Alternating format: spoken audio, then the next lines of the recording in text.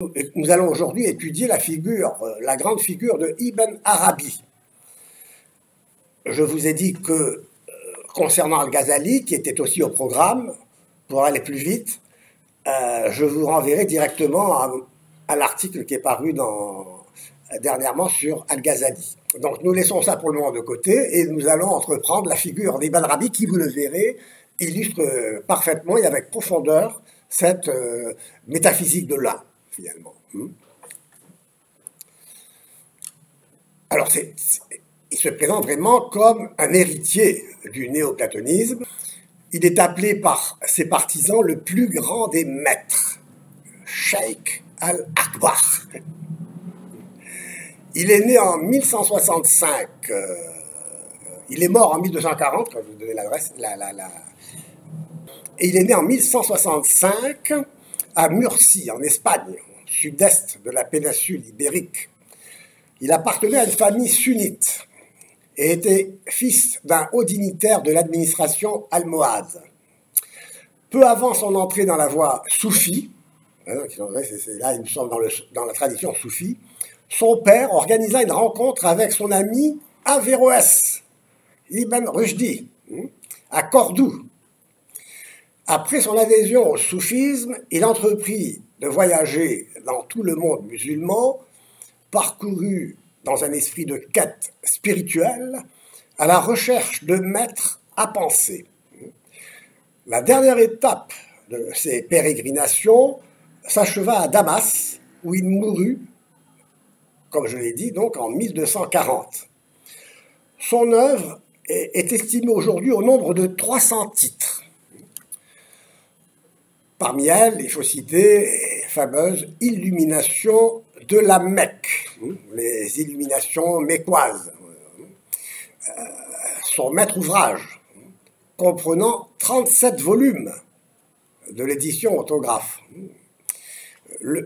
Puis, il faut citer le recueil des connaissances divines, les gemmes de la sagesse, également traduit par la sagesse des prophètes. Encore une autre œuvre, les chatons de la sagesse, où il explique le sens profond de la sagesse des prophètes depuis le judaïsme. Et il y a un traité intitulé le traité de l'unité aux accents parménidiens et qui lui a été attribué, dont on n'a pas été écrit de sa main, mais qui reprend les thèses que l'on retrouve dans ces illuminations mécoises et demeure un excellent exposé de sa pensée qui mérite toute notre attention, comme on le verra, parce que c'est vraiment un traité parménidien, quoi. Ibn Arabi fut un grand lecteur des philosophes grecs, et en particulier de Platon, ce qui lui a valu le titre de fils de Platon, Ibn Aflatoun. La thèse de la République, selon laquelle l'un est au-dessus de l'être, la fameuse Pekaina tes Ousias, est la première hypothèse du Parménide qui oppose l'un à l'être. Nous avons beaucoup insisté sur cette première hypothèse, selon laquelle, en conclusion, l'un n'est pas. Ces deux références sont importantes pour la compréhension de son œuvre, et révélatrices aussi de son héritage platonico-plotinien, si vous voulez. Elle a été controversée et est restée marginalisée, aujourd'hui encore, par l'orthodoxie musulmane. Les soufis n'ont pas toujours été, vous vous souvenez, on avait parlé d'Al-Hallaj, qui avait été violemment et cruellement rejeté, exécuté. Elle soulève en effet une question grave pour l'islam, comme pour toutes les religions, dont les religions asiatiques, pour lesquelles, précisément, Dieu est l'un. On lui a reproché de verser dans le monisme, voire dans le panthéisme. À vrai dire, il s'agit d'un panenthéisme, c'est-à-dire une doctrine pour laquelle tout est un. Et nous en verrons les modalités. L'un est Dieu. Pour l'islam, c'est le tawhid. Je vous enverrai le lexique philosophique arabe. Comme ça, vous aurez aussi ces mots. Ibn Arabi propose une lecture mystique du Coran et se situe spirituellement dans la lignée de Al-Halaj, un grand soufi, qu'il cite à de nombreuses reprises.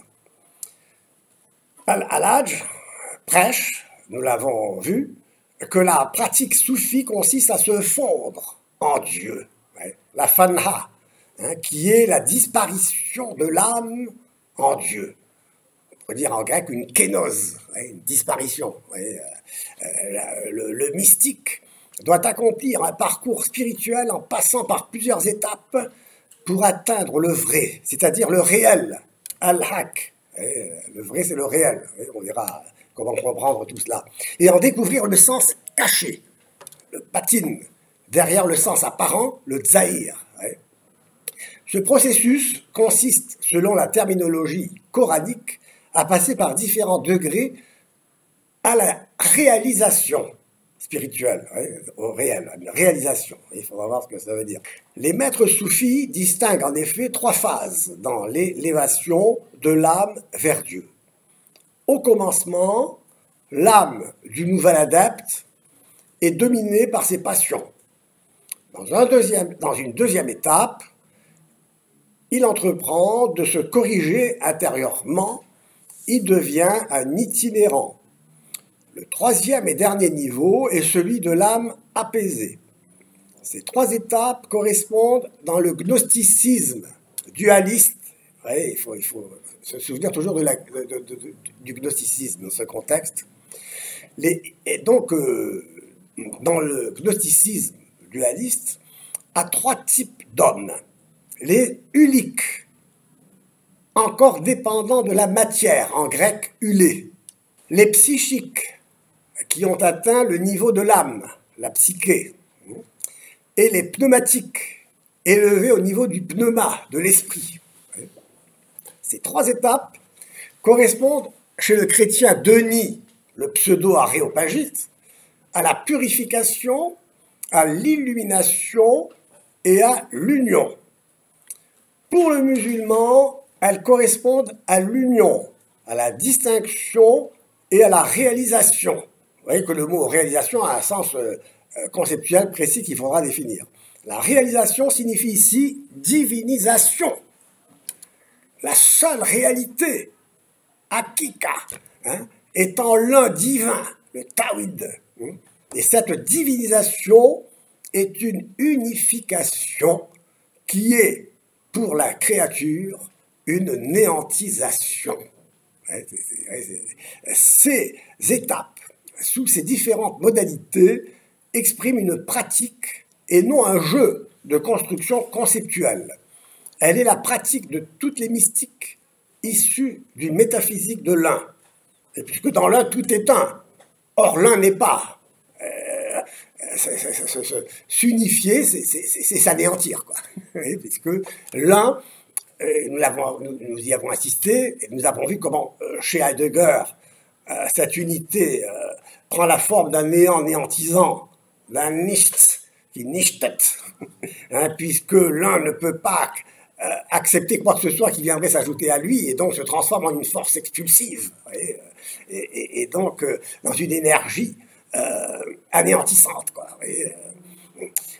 Donc ici, il faudra bien retenir tout cela pour montrer les constantes philosophiques de cette tentation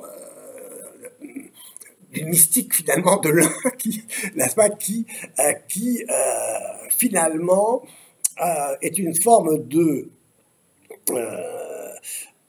conjuration de l'angoisse, quoi, puisque c'est aller se jeter dans le vide, quoi, si vous voulez. C'est se jeter dans le vide, quoi. Bon, je n'assiste pas là-dessus, puisqu'on va y revenir plus tard. Donc, l'homme ne peut atteindre la réalité, finalement le divin, qu'à travers les noms qu'il donne à Dieu, au divin. pour le louer. D'où les noms de miséricordieux, de clément, de pardonneur, de juste. Dans le traité de l'unité, l'auteur démontre comment l'homme, en tant que miroir, est parfait. C'est assez significatif. Parfait parce qu'il représente l'image complète de cette réalité qu'est l'un. Et comment seuls ceux qui se connaissent véritablement comme miroir peuvent prétendre connaître le divin, accéder à l'un, quoi, finalement, à l'un. Je vous ai donné cette image qui va être reprise par Nicolas de Cuse, de ce miroir central, entouré de tous les miroirs qui symbolisent la multiplicité des étangs, si vous voulez, dont l'existence n'est qu'un reflet dans un miroir de l'un, sans l'être. L'un sans l'être se reflète dans les miroirs où les miroirs sont comme autant de reflets, où tout est reflet de reflet. Mais ces reflets sont des reflets de l'un sans l'être. Nous sommes dans l'irréel, si vous voulez, ici. Mais cet irréel qui, justement ici, pour Ibn Arabi, est le seul réel. Vous vous souvenez, le seul réel, de telle sorte que la réalisation ici va être un anéantissement, puisque, n'est-ce pas, le réel, c'est l'un, quoi. C'est l'un, c'est l'unité pure et nue, n'est-ce pas, dans laquelle on va s'anéantir. Bon, ici, je suis en train d'abord de débroussailler le terrain, pour vous présenter un peu le personnage et le contexte, et puis vous allez voir, on va vite plonger en profondeur dans sa pensée de l'un, quoi. Donc, la place particulière et privilégiée de l'homme dans le cosmos provient du fait qu'il est le seul à pouvoir récapituler en lui la totalité des noms divins. Ce sens est confirmé par les hadiths, ou les récits prophétiques, qui disent « Celui qui connaît son âme, c'est-à-dire soi-même, connaît son Seigneur. » Ou encore « J'ai connu mon Seigneur par mon Seigneur. » Oui, une immanence totale. Une immanence totale.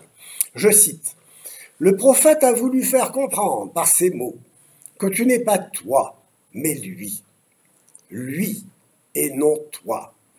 Qui ne sort pas de toi et que tu ne sors pas de lui. Je ne veux pas dire que tu possèdes telle ou telle qualité, mais que tu n'existes absolument pas et que tu n'existeras jamais, ni par toi, ni par lui, dans lui ou avec lui. Tu ne peux cesser d'être, car tu n'es pas. Tu es lui, et lui est toi, sans aucune dépendance ou causalité. Si tu reconnais à ton existence cette qualité, c'est-à-dire le néant, alors connais Allah, autrement non. C'est un texte absolument suggestif. Bon, voilà la théorie dite de l'homme parfait, c'est-à-dire le microcosme reflétant à son échelle le macrocosme.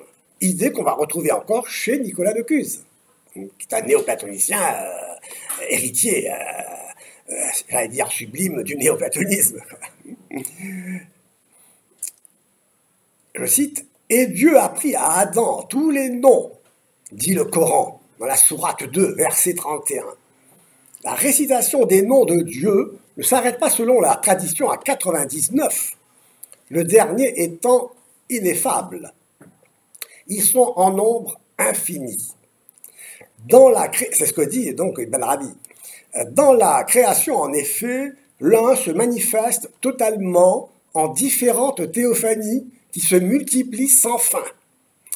Cette récitation s'accompagne de danses chez les derviches, tourneurs. Je ne sais pas si vous connaissez vous voyez, quand les danseurs là, qui, avec une robe, se forment un cercle à eux tout seuls, menant à un état d'ivresse mystique.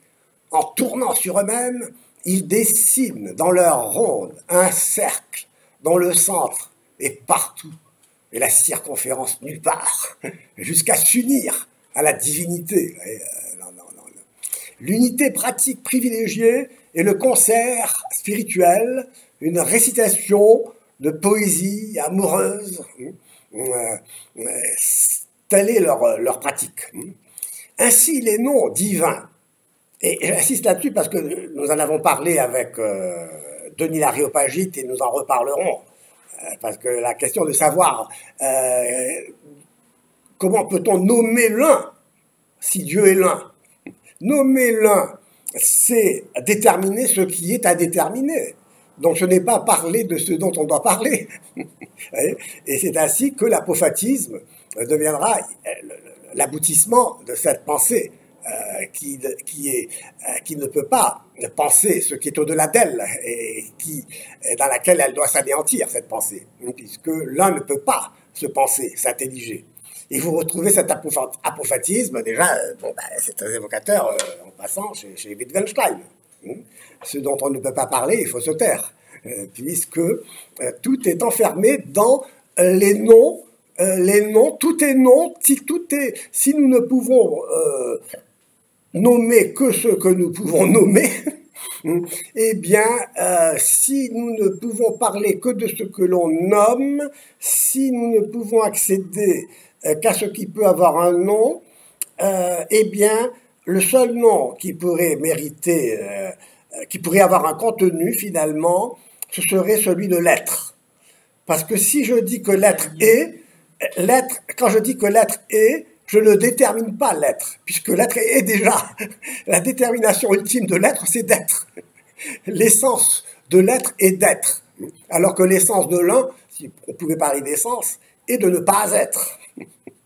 Mais donc, l'être n'est pas l'absolu, mais la dernière catégorie avant l'absolu. Voilà, l'être, alors l'être ici, nous verrons, parce que là, on ne peut pas parler maintenant. On ne peut pas trop en parler maintenant parce que parler de l'être ici, ça va être, ce serait anticipé. Mais j'ai voulu parler du nom de l'être pour dire que c'est le seul nom qui peut nommer Dieu si Dieu est l'être. Mais si Dieu est l'un, on ne peut pas. Et c'est pourquoi, comme on le verra, on l'a vu, on le verra chez Denis l'Aréopagite, il y a deux manières d'aborder le divin. C'est l'approche affirmative et l'approche négative. Ce que je dis de Dieu, je le dis toujours de manière déterminante. Mais si maintenant je veux parler de Dieu, dire ce qui, chez moi, quand je parle du miséricordieux, par exemple, je parle de la substance de Dieu. Voilà. Si je parle par exemple de la substance, eh bien, je devrais parler de la substance comme une hyper-substance. Une hyper-ousios. Un hyper-ousios, c'est-à-dire un au-delà de la substance. C'est quoi cet au-delà de la substance? C'est ce en quoi tout est un. C'est l'un en quoi tout est un. L'un contient tout dans la mesure où c'est à partir de lui que tout va se développer. Hein. Tout va se développer. Bon, chez Nicolas de Cuse, il y a cette idée, n'est-ce pas, d'un pli qui se déplie et qui se replie. La notion de pli qui, d'ailleurs, chez Deleuze, aussi prend beaucoup d'importance.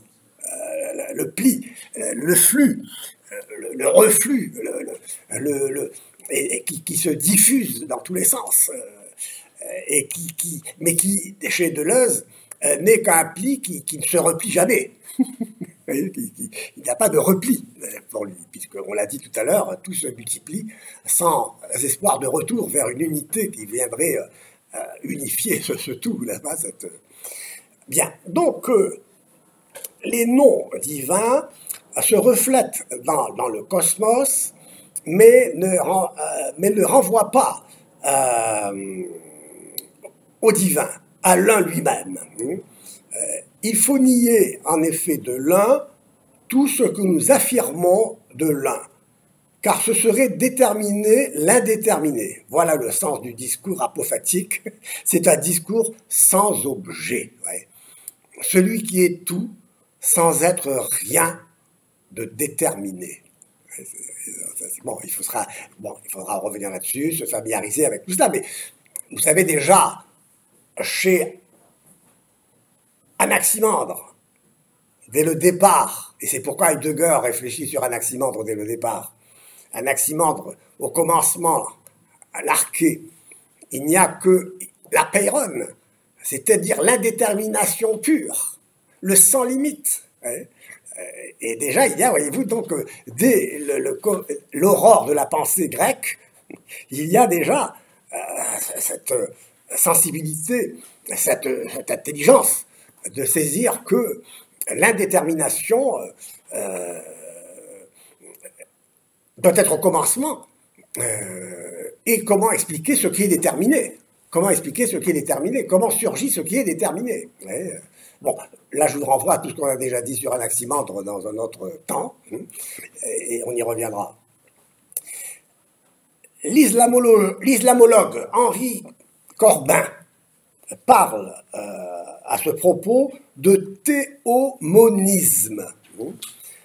Le théomonisme, bon, le théos, monos, le Dieu un, quoi, l'un, divin, le tawhid, quoi, finalement.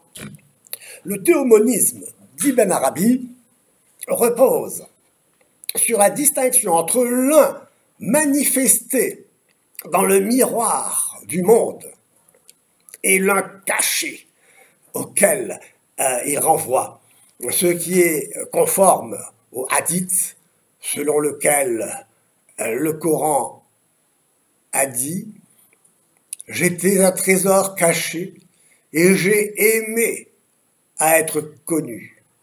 Alors j'ai créé des créatures afin d'être connu par elles. » Alors on a fait toujours ce schéma plotinien du nous, l'un qui veut se connaître. Et s'il veut se connaître, là, il faut qu'il sorte de lui-même s'il ne veut pas perdre sa simplicité absolue. Car l'un, dès qu'il s'ajoute quoi que ce soit, cesse d'être un. Il devient plusieurs. Il devient plusieurs. Et est-ce que du coup ce Dieu musulman, il est aussi amour Alors, justement, on va en parler. En effet, on verra que c'est un amour éros, qui ne renvoie qu'à soi. Parce que c'est ça l'érotisme. L'éros ne renvoie qu'à soi. Bon, on verra ça. Mais la question était bienvenue. Tu vois, tu poses la bonne question au bon moment. Donc ici, la création apparaît comme une nécessité pour cet un, s'il veut se connaître, s'il veut s'intelliger, il faut qu'il sorte de lui-même, il faut qu'il se voie de l'extérieur. Car l'un ne peut s'intelliger directement, comme on l'a dit, sans risquer de se perdre. Il ne peut pas s'intelliger indirectement non plus, sinon on le cerne mal. Alors justement, c'est ce que nous avons dit quand nous avons parlé de ce saut dont parle Plotin, de ce coup d'audace, n'est-ce pas, dont parle Plotin, de l'un qui a décidé de s'intelliger comme cela. Mais alors donc, je disais aussitôt que Plotin ici recourt finalement à une hypothèse très presque mythique, quoi, de dire ce coup d'audace de l'un, c'est quoi ce coup d'audace? D'où vient-il? C'est quoi? C'est qui? Pourquoi l'un aurait-il décidé de s'intelliger tout à coup, quoi? Vous voyez, bon. Donc, mais il faut toujours resserrer la problématique pour, vous voyez, pour la retrouver finalement, vous savez, telle qu'elle a été déjà si bien formulée en termes si profonds par Parménide. Parménide, le vrai Parménide, pas le Parménide de Platon. Alors, donc, dans ce hadith, la volonté de Dieu, le désir de l'un, d'être connu, non plus de se connaître. Ça, c'est aussi une réponse à votre question. Le désir d'être connu, non de se connaître, est porté par le désir et l'amour, ce qui est un thème néoplatonicien qui ne distingue pas amour et éros, c'est-à-dire l'un comme énergie aveugle, retournant sans cesse sur soi. C'est vrai, il n'y a pas de sortie. Pour le soufisme, comme pour le christianisme d'ailleurs, l'objet de l'amour est Dieu lui-même.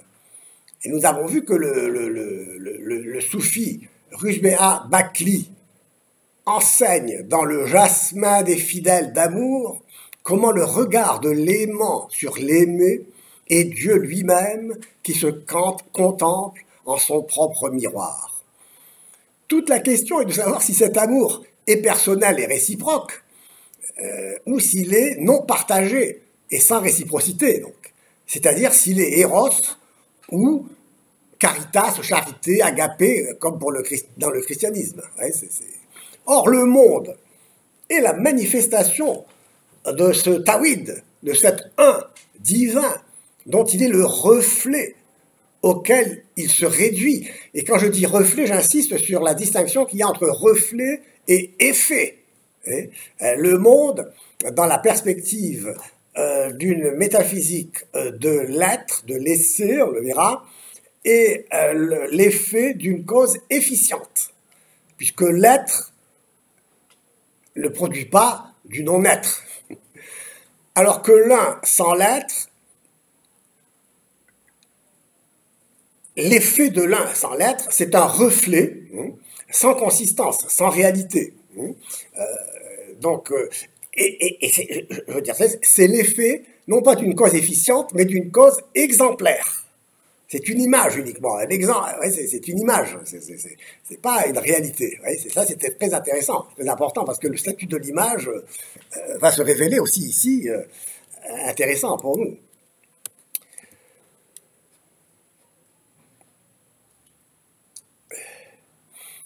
Donc un reflet auquel le cosmos se réduit, de sorte que le rapport du monde créé à l'un est un rapport de soi à soi, indifférent à l'autre.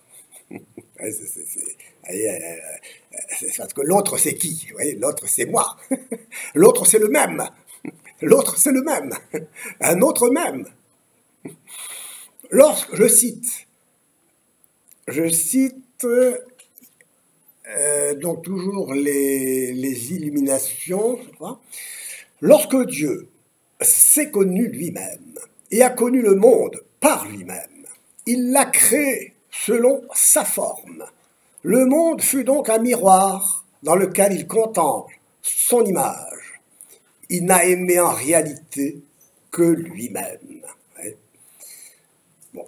C'est-à-dire que la création ici n'est pas le résultat d'un amour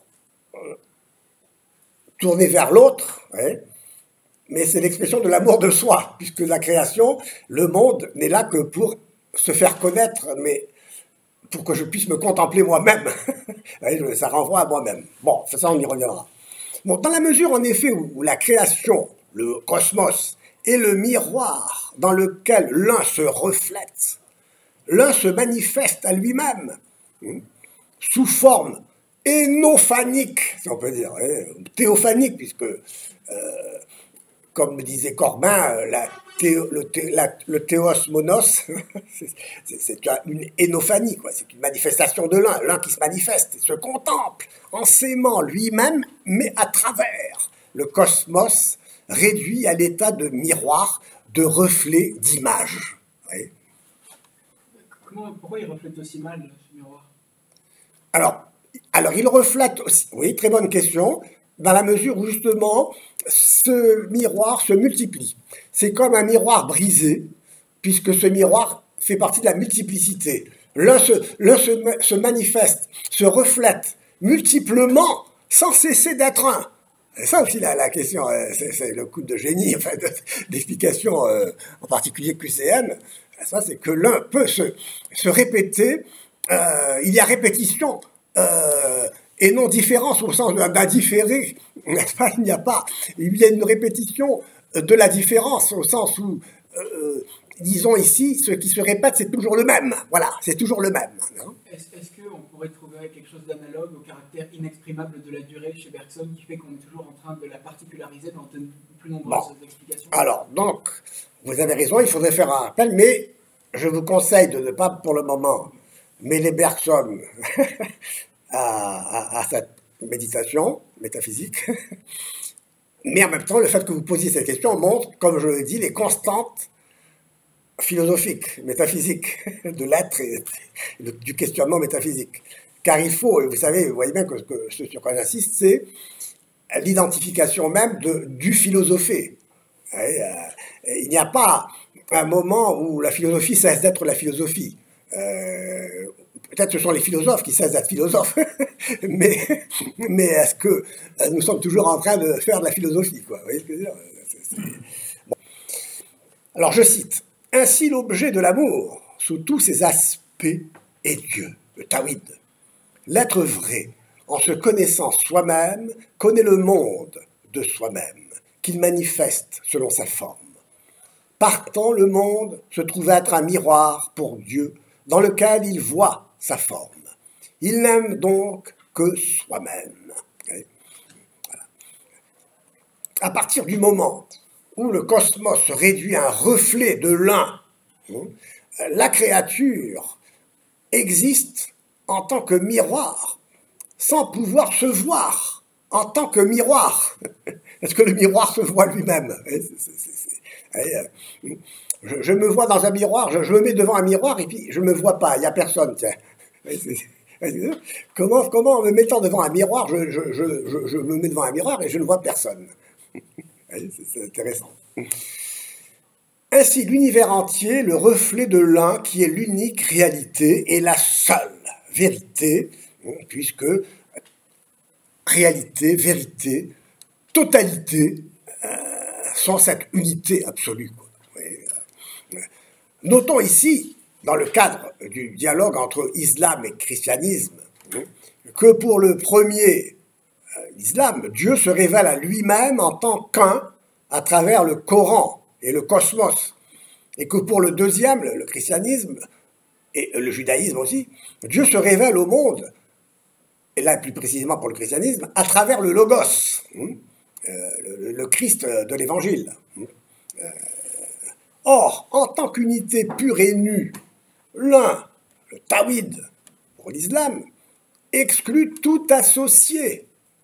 Parce que pour eux, le Christ, le Verbe, c'est un associé qui s'ajoute à l'un, qui s'ajouterait à lui, et compromettrait son unité absolue. Pourquoi, dis donc, même s'ils ont de l'admiration pour le Christ, pour eux, le Christ, ce serait un deuxième Dieu, si on admettait qu'il est, comme les chrétiens, qu'il est Dieu. Si Dieu est un, il ne peut pas y avoir deux dieux, quoi. Et ils comprennent quasiment de manière arithmétique cette unité divine. Et donc ils ne peuvent pas comprendre la Trinité chrétienne qui pour eux est un polythéisme. C'est un polythéisme. Le fait que Dieu soit Père, Fils et Saint-Esprit, comme dans la religion chrétienne. Donc l'affirmation de la transcendance absolue de l'un, du Tawhid, entraîne le rejet de tout associé, qui serait nécessairement un autre que l'un, un autre Dieu. L'un ne peut s'ajouter quoi que ce soit, encore une fois, sans cesser aussitôt d'être un. Vous voyez la logique imparable de cette exigence de l'unité, quoi. C'est pourquoi il est au-delà du logos, du nous, comme chez Plotin. L'un est au-delà du nous. Et ne peut se révéler à lui-même qu'en passant par la médiation du cosmos, du créé, de la création. La création est donc ici nécessaire, au contraire de la doctrine judéo-chrétienne pour laquelle le Créateur crée librement. La création est donc nécessaire pour qu'il puisse se voir, pour que le Tawhid, l'un divin, puisse se voir en tant que reflet de soi, dès lors qu'il ne passe pas par le logos. C'est-à-dire qu'il doit, cette doctrine est en accord avec la métaphysique néoplatonicienne de l'un, qui est au-delà de l'intellect, au-delà du nous, dont le logos est l'expression. Pour la Trinité chrétienne, en revanche, Dieu n'a pas à se révéler à lui-même, car il est intellection de soi de toute éternité en tant que, comme relation à soi, sans sortir de soi, il est l'être absolu dont l'essence est d'être et qui n'a pas besoin pour être de s'affirmer. Le Christ, c'est pourquoi le nom d'être ce nom seul d'être suffit à le désigner, même si on peut savoir qu'il est l'être, mais sans savoir ce qu'il est en profondeur. Ce qui ouvre évidemment une porte à la possibilité d'une vie intérieure à cet être dont l'essence est d'être, qui nous échappe, mais qui peut être concevable comme étant une vie trinitaire, par exemple, mais qui n'est pas accessible à la raison humaine. C'est assez profond et d'ailleurs assez bien étudié par Thomas d'Aquin. Le Christ n'est pas un autre que Dieu, ni un autre Dieu, il est Dieu en Dieu. Il est Dieu lui-même, engendré éternellement et non créé. C'est intéressant de voir que... Alors évidemment, Nicolas Lecluse, néoplatonicien, métaphysicien de l'un, est sensible à cette trinité chrétienne. Et il va montrer comment cette unité est trine sous la forme de cette équalitas, de cette unitas, de cette équalitas, de cette connexion qui fait l'unitrinité, mais avec cette faiblesse de la métaphysique de l'un, à savoir que l'un n'est pas, l'un est sans l'être.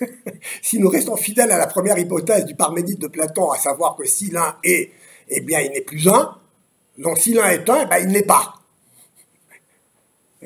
Donc l'un c'est du non-être, quoi. Et même plus profondément encore, il est au-delà de l'être et du non-être, puisque nous y reviendrons. L'unité donc se confond avec l'unicité comme indivisibilité en soi. Elle n'est pas l'unité comme propriété de l'être, qui fait que, en termes scolastiques, l'unité, l'un est un transcendantal, une propriété de l'être. On peut dire de l'être qu'il est un sans rien lui ajouter, parce que l'être, en tant qu'être, est un. Mais il n'est pas parce qu'il est un. Il est un parce qu'il est. C'est pas l'unité qui conditionne, pour ainsi dire, sa nature. C'est pas possible. L'être n'est pas déductible. Voilà. Et vous voyez d'ailleurs dans quelle difficulté se met Descartes et dans quelle difficulté il nous a mis, si j'ose dire, en s'obligeant à démontrer que ce qui existe, existe. Après s'être enfermé dans le cogito, dans le je pense. Il est obligé de démontrer qu'il y a quelque chose d'extérieur à la pensée. Oui.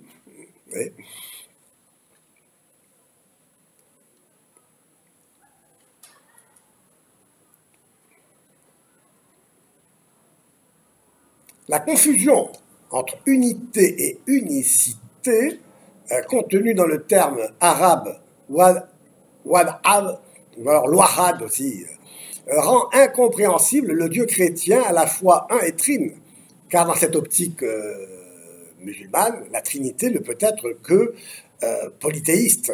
Elle ne peut avoir qu'un sens numérique et signifier trois dieux. Elle est le résultat d'un polythéisme et repoussée dans ce cas à juste titre de ce point de vue. Évidemment, Dieu est un... si l'unité est numérique, la Trinité est un polythéisme, quoi. Il y a donc là, et c'est ce que reprochera d'ailleurs saint Thomas à Avicenne, c'est de ne pas avoir distingué l'un numérique et l'un transcendantal. L'unité comme un transcendantal, c'est-à-dire comme une propriété de l'être. Et de s'être laissé rattraper par le néoplatonisme, pour lequel l'un est au-delà de l'être. L'un n'est pas. L'un est au-delà du nous, de l'intellect, du logos. Il est inintelligible. Les disciples d'Ibn Arabi l'ont présenté comme un métaphysicien de l'unicité, ou de l'unité de l'être, donc du wahad al-wujud. Cette conception a été émise et systématisée pour la première fois par son disciple et gendre Sader el-Din al-Kounawi, mais le cheikh, donc Ibn Arabi, parle de l'un comme de l'unique et invisible réalité, l'hakika, qui est transcendance absolue. Oui, de toute façon, l'unité, c'est la transcendance absolue, c'est inaccessible, c'est l'au-delà. Et dans les illuminations mécoises et les chatons de la sagesse, déjà cités, il écrit, je cite, la réalité de l'être est unique. Le wujud, c'est l'être, mais au sens de ce. L'être et je vais peut-être le dire plus tard, wujud, c'est le mot être, mais qui a le sens de se trouver là, de se présenter. Bon. L'expression Wadad Wujud, l'unité de ce qui est, est en vérité l'interprétation emphatique et hyperbolique de l'unité du Tawhid. Il faut souligner également le sens polysémique du terme wujud, c'est ce que vous allez vous dire, qui signifie à la fois être, trouver, faire l'expérience. Il permet ainsi à Ibn Arabi de désigner l'expérience du réel dans l'extase. Et quand il dit le réel, vous voyez, c'est la totalité. Le réel, c'est la totalité de l'un. Il n'y a rien d'autre. Il n'y a rien d'autre pour la cohérence d'une métaphysique de l'un. L'un est tout. C'est la totalité. D'ailleurs, le problème qui s'est posé à Parménide, métaphysicien de l'un, de l'être en tant qu'un, c'est qu'il ne pouvait plus justifier l'existence du monde multiple. Comment se fait-il qu'il y ait du multiple? C'est ainsi que son disciple Zénon d'Élée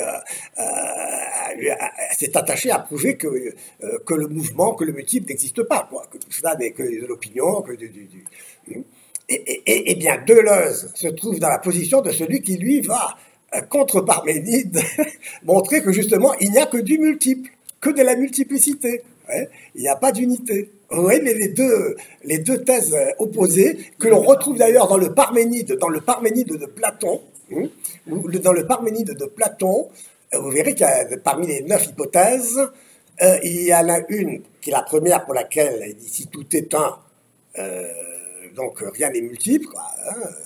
Et puis après, si tout est multiple, rien n'est un. Ouais, c'est les deux opposés. Ouais, donc là, c'est vraiment la vraie problématique. Ouais. Donc, il faut... donc si l'on veut absolument, comme les disciples d'Ibn Arabi, attribuer l'expression unité de l'être, lui attribuer l'expression unité de l'être, elle doit dès lors revêtir le sens de ce qui se trouve sans division dans l'un. Elle signifie ce qui fait l'expérience de l'indivisible unité de l'un. L'un, lit-on dans les illuminations de la Mecque, n'est pas divisé par quelque chose qui n'est pas lui. Il est celui qui voit et celui qui est vu. Alors cette pensée, encore une fois, constante de la métaphysique de l'un, se retrouve chez un autre mystique chrétien, le mystique chrétien d'inspiration néoplatonicienne, Maître Eckhart, qui dit dans son sermon 32, l'œil, et c'est un écho à ce que je viens de lire, l'œil dans lequel je vois Dieu est le même que celui dans lequel Dieu me voit. Mon œil et l'œil de Dieu sont un seul et même œil, une seule et même vision. Où se trouve la place ici pour un face-à-face entre Dieu et la créature, par exemple? Nécessairement, donc, le monde est appelé à disparaître dans l'un où tout est un. Et c'est pourquoi, d'ailleurs, Maître Eckhart dira « la créature est pur néant ». Ce qui lui vaudra d'ailleurs un reproche de la part des autorités orthodoxes, l'orthodoxie, des représentants de l'orthodoxie, qui diront bon, attends, il faut s'entendre, quoi. On existe, on n'existe pas. Dieu nous a créés ou nous n'a pas créés, quoi.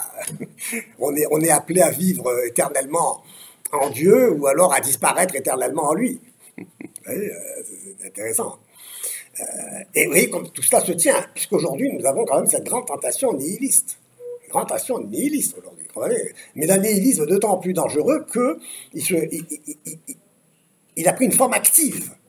une forme active, comme je vous le disais tout à l'heure, une force, une énergie, une volonté de puissance finalement, comme une puissance de volonté, un vouloir vivre qui est cette vie dans le fond, qui n'est autre chose que cette énergie aveugle qui se dépense, n'est-ce pas, qui se déploie sans cesse, n'est-ce pas, pour disons vraiment s'imposer et rester là, et rester seul, rester seul. Voilà. Donc on le voit, l'expérience mystique est également, pour le mystique Renan, que je viens de citer, une unification qui est une néantisation. Au terme de la pratique de ce détachement, de cette Abgescheidenheit, qui consiste en un effacement de toute forme de dualité, c'est-à-dire une unification, quoi. Tout est un dans l'un. Ainsi, l'un n'est autre que l'un, et il n'y a, et c'est là le sens que prendra l'expression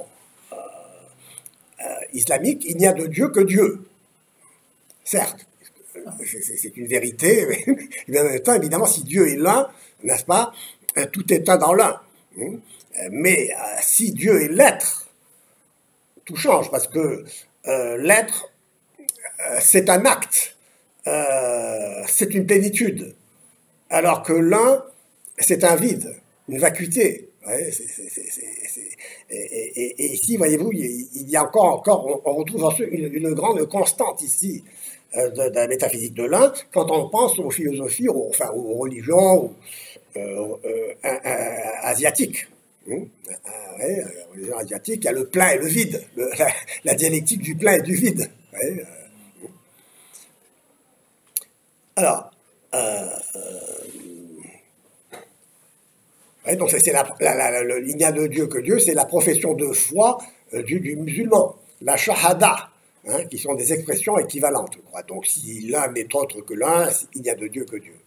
Bon, si tout est un et l'un est unique, le problème qui se posait à Parménide ressurgit, à savoir que devient le multiple, c'est-à-dire le monde créé. Il y a une sorte de mystique nihiliste qui fait qu'on se jette dans le vide, dans le divin, on quitte ce monde qui d'ailleurs, ce monde on a envie de le quitter parce qu'on est tellement malheureux, n'est-ce pas, on est angoissé de vivre, de passer de l'angoisse à l'émerveillement, on passe de l'émerveillement à l'angoisse. Donc là, la réponse est nécessairement la même, tout ce qui n'est pas l'un est pure apparence, un faux être là, de trop, pour la pureté de l'un. Ce faux être-là est le reflet de l'un sans l'être dans le miroir du cosmos. L'un manifesté en se reflétant sur la surface du monde apparaît dans la multiplicité de ses reflets, comme autant d'éclats de lumière se reflétant dans la mer agitée du monde. C'est une révélation de lui-même à lui-même à travers la multiplicité de ses reflets. Extraordinaire. Différence et répétition. En ce sens-là, une répétition du même, plutôt que une répétition de la différence. Donc, nous avons vu que ce grave problème qui est soulevé par les philosophes et les théologies, les philosophies et les théologies de l'un, il réside dans la difficulté, voire dans l'impossibilité de justifier le monde multiple. Le cosmos, la création.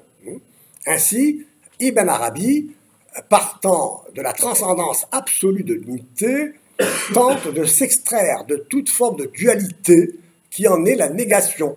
C'est le même ressort toujours. Il se fonde sur une expérience fondamentale qu'il appelle dévoilement. Ça nous dit quelque chose, ça. Ou réalisation. Il se met... Alors, la réalisation, nous savons ce que c'est maintenant, nous comprenons déjà le sens, c'est-à-dire, finalement, cet anéantissement, cette néantisation, puisque le réel, c'est l'un, c'est la totalité, où tout est un. Et donc, se réaliser, c'est vraiment s'unifier. Il se met dans un état de perplexité pour sortir de la complexité en vue de surmonter la dualité, sujet-objet, si vous voulez, Dieu-créature, et concilier unité et pluralité. Plutôt, disons, bon, pourrait dire faire disparaître la pluralité dans l'unité. Dans l'un où tout est un, où tout se trouve en tout, rien ne s'oppose à rien. Ici, la coïncidence des opposés, on retrouve encore notre ami Nicolas de Cuse, la coincidentia oppositorum, est un thème majeur que l'on retrouve dans cette philosophie, dans cette métaphysique, dans cette théologie de l'un, si vous voulez. La fusion dans la confusion l'emporte. Alors, cette fusion dans la confusion l'emporte sur le face-à-face, entre un Dieu personnel qui donne son nom à Moïse en disant « Je suis celui qui est », qui est donc personnel, qui est dans un face-à-face, alors que ici, il n'y a personne. Il n'y a personne. Tout s'efface dans l'anonymat, et même dans l'absence totale de relation, dans l'absence totale d'une possibilité de face-à-face. Nous sommes toujours dans une sorte de retour sur soi, d'un éros, donc finalement, où on ne sort pas de soi, et où il n'y a pas de vision béatifique possible, où toute différenciation entre un sujet et un objet doit être déconstruite, doit disparaître. Donc pour la métaphysique de l'un, pour la mystique de l'un, pour le soufisme, pour toutes les formes de mystique qui se rattachent à elle, on ne peut rien dire de l'un. Il est sans attribut. Et ça, c'est un des caractères de la doctrine de l'acharisme. On en a parlé. L'unité de l'être signifie que l'un est tout. Je cite, « Je suis Wujud, par mon essence. Le Wujud m'est dû, sans restriction, tout comme ma science est, en réalité, absolue. Il n'y a rien dans l'être, le Wujud, si ce n'est Dieu. Dieu est la lumière inaltérée et l'être pur. » Quand il parle de l'être, ici, il faut entendre l'unité pure. Le mot être n'a pas le sens de l'acte d'être que va prendre l'aristotélisme plus tard. Plus tard, on est déjà même en pleine période de... puisqu'il est quand même au XIIIe siècle. Donc il est déjà un contemporain de Thomas d'Aquin, par exemple. Donc tout est en tout et tout est un. Et l'un, le Tawhid, le Dieu unique, s'il est tout, rien ne se distingue de rien.